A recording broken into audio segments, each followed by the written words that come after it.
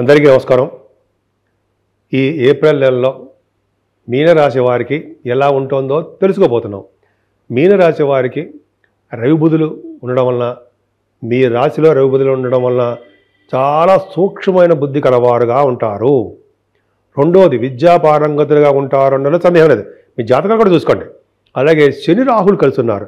చాలా కష్టపడుతూ ఉండాలి, కష్టపడుతూ ఉంటారు.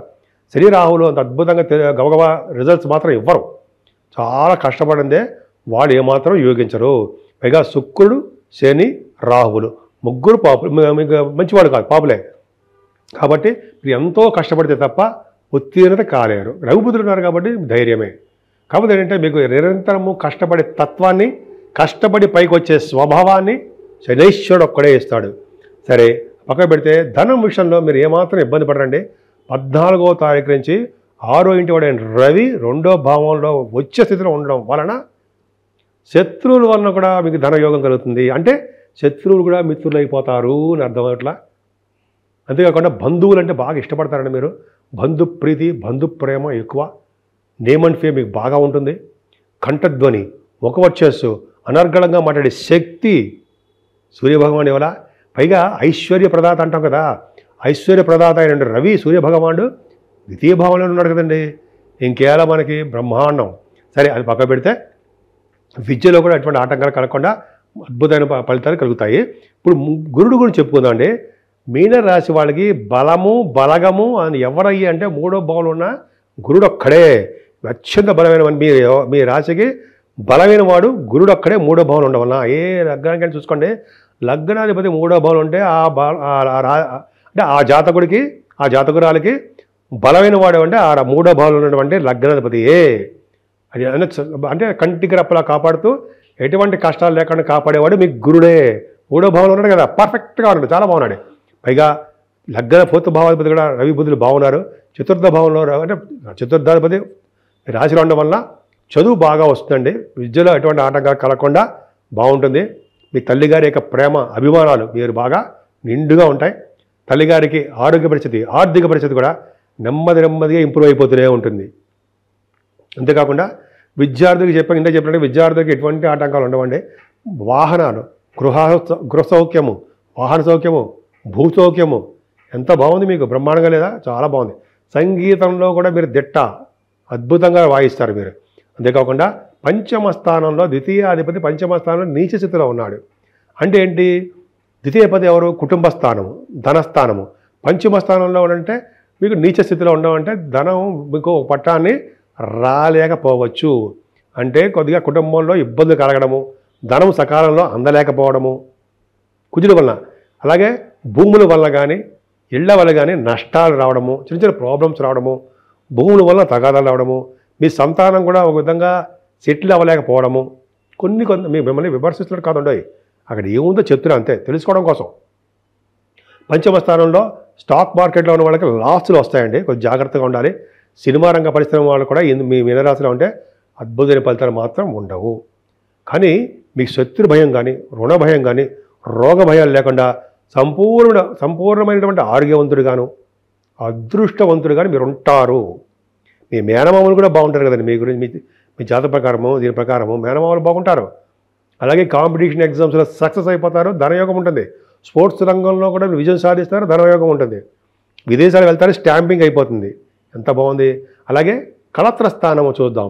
సప్తమ స్థానాన్ని కళత్ర స్థానము, విజయస్థానము అంటాం కదా.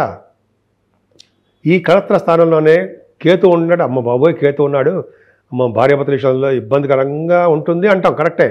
కానీ గురుదృష్టి ఉండడం వలన సంపూర్ణమైనటువంటి భార్యాభర్తల యొక్క అన్యోన్య దాంపత్య జీవితము ఉండడానికి అవకాశాలు ఎక్కువ.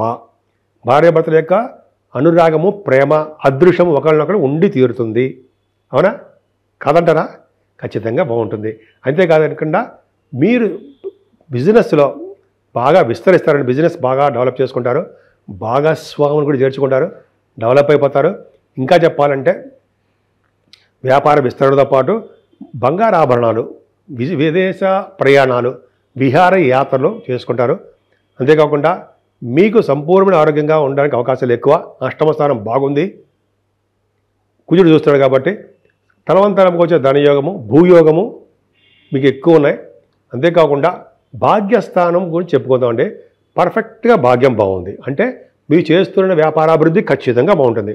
అంటే రియల్ ఎస్టేట్ రంగం అవ్వచ్చు, బ్యాంకింగ్ రంగం అవ్వచ్చు, ఎడ్యుకేషన్ సంస్థ రంగం అవ్వచ్చు, ఫుడ్ బిజినెస్ అవ్వచ్చు, వస్త్ర పరిశ్రమలు అవ్వచ్చు, స్టేషనరీ బిజినెస్ అవ్వచ్చు, లేకపోతే ఫార్మా రంగం, ఆటోమొబైల్ రంగం, సిమెంట్ పరిశ్రమలు. ఈ రంగాల్లో మీకు గురు ప్రభావం ఉండడం వల్ల మీ ఉద్యోగం ఏ చిన్న బిజినెస్ చేసినా బిజినెస్ రాణిస్తారు. బిజినెస్లో రాణించడం కాకుండా ధనయోగం ఉంటుంది. చదువు రీత్యా అంటే ఉన్నతమైన విద్య రీత్యా, ఉన్నతమైన విద్య కోసము విదేశాలు వెళ్తారు, వ్యాపారాల కోసం విదేశాలు వెళ్తారు, మీ పర్సనల్ రీత్యా విదేశాలు వెళ్తారు. అలాగే గురువు గారిని, పీఠాధిపతులు కలుస్తారు, పాదపూజ చేసుకుంటారు. అలాగే తీర్థయాత్రలు చేయడము, అక్కడ గురుగారిని సందర్శించడము, గురువుగారితో పాటు వెళ్ళడము, అలాగే కాశీ వంటి క్షేత్ర దర్శనాలు, అమ్మవారి పీఠాలు దర్శించుకోవడాలు, ఇవన్నీ భాగ్యం కదండి. అదృష్టం ఉండే తప్ప ఇవన్నీ ఏం జరగవు. అదృష్టం ఉంది. నాన్నగారి యొక్క ఆర్థిక పరిస్థితి, ఆరోగ్య పరిస్థితి మెరుగైపోతూ ఉంటుంది. అద్భుతం. సరే, మరి ఉద్యోగం పరంగా ఎలా ఉంటుంది? ఉద్యోగం పరంగా చాలా కష్టపడాలండి. మీరు కష్టపడందే మీరు ఉద్యోగంలో ప్రావీణ్యత, గుర్తింపు లభించదు. ఎందుకంటే 10th హౌస్ని శని చూడడమే కారణము. అంతేకాకుండా ఉద్యోగాలు కూడా కొత్త కొత్త ఉద్యోగాల కోసం ప్రయత్నాలు చేసే వాళ్ళకి ఉద్యోగాలు ఆలస్యంగా వస్తాయి. రాకుండా ఉండవు, ఉద్యోగాలు వస్తాయి, ఆలస్యము. మరీ ముఖ్యంగా చెప్పవలసిన అంశం ఏంటంటే సాఫ్ట్వేర్ రంగ ఉద్యోగస్తులకి చాలా కష్టపడండి. వాళ్ళు కష్టపడందే ఉద్యోగాల్లో నిలదొక్కడం చాలా కష్టము. గవర్నమెంట్ ప్రొఫెషన్లో ఉన్న వాళ్ళకి, మిగతా ఆర్గనైజేషన్ పనిచేసే వాళ్ళకి కష్టపడాలి. మీ ప్రమోషన్స్ రావాలన్నా కష్టపడాలి. ఎందుకంటే ఆగిపోతుంటాయి, ప్రమోషన్స్ కూడా ఆగిపోతుంటాయి. ఆగిపోవడం ఒకటి, మీరు ఉన్న చోటు నుంచి కొద్దిగా దూర ప్రాంతాలు వెళ్ళడానికి కూడా అవకాశాలు ఉంటాయి, ట్రాన్స్ఫర్స్ అవకాశం ఉంది. కానీ బిజినెస్లో మాత్రం మీరు బాగా స్ట్రాంగ్ పర్సనాలిటీ. మీరు లాభస్థానాన్ని కూడా గురుడు చూస్తున్నారు కదండి. లాభస్థానాన్ని గురుడు చూడడం వల్ల ఇందులో చెప్పిన బిజినెస్లు అన్నీ కూడా మీరు రాణిస్తారు. బిజినెస్లో ఏమాత్రం తగ్గరు. బిజినెస్లో రాణించడము, ఉన్నతంగా డబ్బులు సంపాదించడము జరుగుతుంది. మీకన్నా పెద్దవాళ్ళు, అన్నయ్య కానీ అక్కయ్య కానీ ఉంటే వాళ్ళకి సర్వ సౌఖ్యము కలుగుతాయి. కంటిన్యూస్ ఫ్లో ఆఫ్ మనీ, తరగని సంపదలు అంటాం కదా, అందరికీ కాదండి. వాళ్ళ జాతకాల రీచి ఆధారపడి ఉంటుంది. 11వ భావం గురించి చెప్తున్నాం కాబట్టి తరగని సంపదలు ఉంటాయి. దైవ దర్శనాలు చేసుకుంటారు, మీకు సన్మానాలు కూడా జరుగుతాయి, విదేశీ పర్యటన ఉంటుంది. ధనాన్ని గుడులకి, గోపురాలకి, అన్నదానాలకి, ధ్వజస్తంభాలకి ఇలాగ ఉంటుంది కదా, మంచి మంచి వాటికి మీరు ధనాన్ని ఖర్చు చేయడానికి అవకాశాలు ఎక్కువ. ముఖ్యంగా అన్నదానాలకి, వస్త్రాలకి మీరు డబ్బులు బాగా ఖర్చు పెడుతుంటారు. అద్భుతం. ఎదుటి వాళ్ళకి హెల్ప్ చేసే తత్వంలో ఉంటారు. ఎదుటి వాళ్ళకి ధనాన్ని సమకూర్చే పద్ధతిలో మీరు ఉంటారు. ఒక కుటుంబాన్ని కూడా పోషించే స్థితిలో మీరు ఉంటారు. అంత అద్భుతమైన ఫలితాలు మీ మీనరాశి వాళ్ళకి ఉన్నాయండి. మిమ్మల్ని శని ఉన్నాడు, రాహు ఉన్నాడు, ఇంకేం లేదు బాబోయ్ అని భయపెట్టడం కన్నా ఇలా చెప్పడం మిన్న ఖచ్చితంగా బాగుందండి. నేనే సరదా కోసం చెప్పట్లేదు, అక్కడ ఏముందో ఫలితాలు అవే చెప్తున్నాను నేను. సో ఈ విధంగా మీనరాశి వాళ్ళకి చాలా బాగుందండి. చాలా బాగుందంటే పర్వాలేదు, ఇబ్బంది పడాల్సిన అవసరం లేదు. మీరు మీనరాశి వాళ్ళు ముఖ్యంగా పూజించవలసిన దేవుణ్ణి ఎవరో చెప్పుకుందండి, సుబ్రహ్మణ్యేశ్వర స్వామి. సుబ్రహ్మణ్యేశ్వర స్వామి ఆరాధన, కళ్యాణోత్సవాలు జరుపుకోవడం చాలా ముఖ్యం. మీరు అంతేకాకుండా ఎందుకనంటే రియల్ ఎస్టేట్ రంగంలో నిలదొక్కోవాలన్నా, సాఫ్ట్వేర్ రంగంలో నిలదొక్కోవాలన్నా కుజుడి యొక్క బలం ఉండాల్సిందే.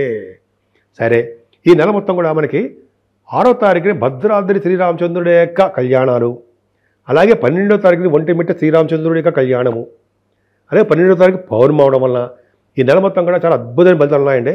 మనకి ఎటువంటి కష్టాలు వచ్చినా, నష్టాలు వచ్చినా, ఇబ్బందులు వచ్చినా, అదే ఎటువంటి ఆటుపోట్లు వచ్చినా ముందుండి నిలిచేవారు ఎవరయ్యా అంటే భగవంతుడు ఒక్క శ్రీరామచంద్రుడు ఒక్కడే.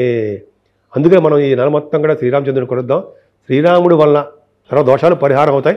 సో ఈ విధంగా మీనరాశి వాళ్ళు ఈ విధంగా దేవుని పూజించండి. మీకు ఎటువంటి కష్టాలు రాకుండా ఈ రెమెడీస్ పాటించండి.